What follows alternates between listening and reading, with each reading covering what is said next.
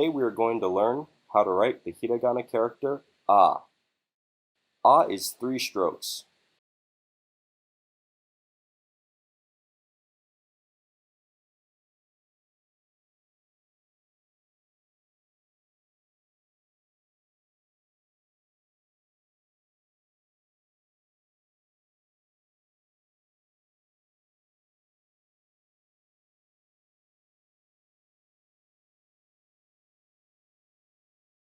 The first stroke begins with your brush pointed out into the top left. Bring your brush to the right, slightly increasing the thickness as you move to the right.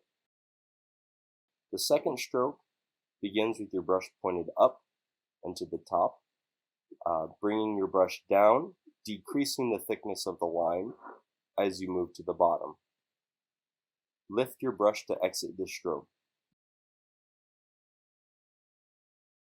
The third stroke begins with the brush pointing up towards the middle of the second right half of the first stroke. Bring your brush down and to the left in a diagonal motion, keeping the thickness uniform.